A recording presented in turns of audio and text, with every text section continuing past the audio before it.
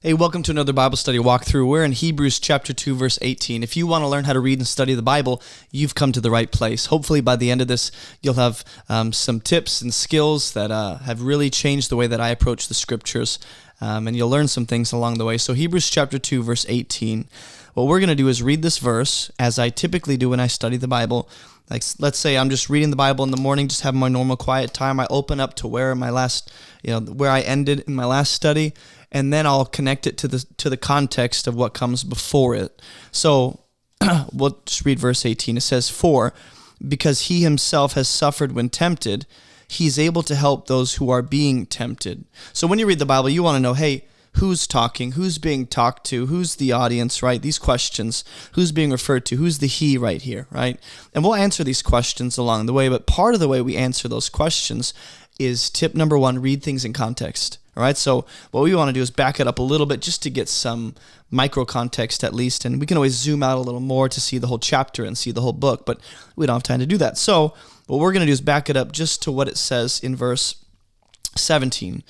"Therefore, he had to be made like his brothers in every respect." And if you watch the previous Bible study walkthrough, you know this is referring to Jesus, who was made like us in every respect. He actually became a human, right? Flesh and blood, was subject to temptation and everything the human condition has to offer, so that he might become a merciful and faithful high priest for us, right? In the service of God. How does he serve God? How does he become a merciful, faithful high priest? Well, he makes propitiation for the sins of the people. That's part of the equation. Now we get to verse 18, and it says "for," right? And this word "for" is letting you know almost how verse 18 is going to relate to verse 17, or how it's built on verse 17. So verse 17 essentially lays the foundation. Verse 18 is going to build on that and continue to unpack the ideas put forth in the previous verse, or continue proving a point or expanding on what has been said, right? So this is how you talk in English. You continue building on an idea and progressively unpacking that. So we have this in verse 18. It says "for because," and what I'm going to do, I highlighted the word "for" in orange, because I want you to pay attention to words like this, words that we're quick to just disregard. Words like "because" and "for" are giving you will actually be helpful to pay attention to. It says "because he himself has suffered when tempted," right? So this acts as a sort of, because this is true, that he suffered when tempted, right? And then eventually we'll connect it to this "for," but for now, let's just take this little clause in isolation. Santa Claus. "Because he himself has suffered when tempted, then the conclusion is, or the result is, what we can conclude is that he's able to help those who are being tempted." Now, right off the bat, when you read the Bible, notice any kind of repeating words, not just in this verse alone, but in the passages it's a part of, right? I see the word "tempted" used twice, which tells me, at least in this verse, that's a point of emphasis. This verse is about being tempted, right? Also, if you've been tracking along, in chapter 2, we've seen this word "suffer" or "die," or versions of this, which again, when you read the Bible, pay attention to synonymous ideas, synonymous words, and repeating words, such as suffering and dying and death. We've seen that in chapter 2 quite a bit. And so go back to the rest of chapter 2 and look at other instances of this word or this idea and connect it to here, right?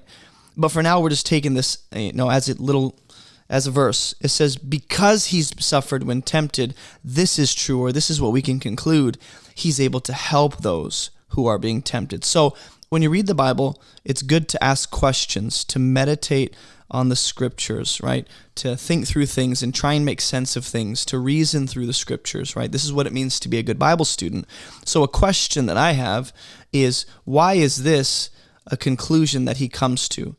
Why is it that because Jesus has been tempted, he's able to help those who are tempted, right? That's a question I have, is why, right? Why?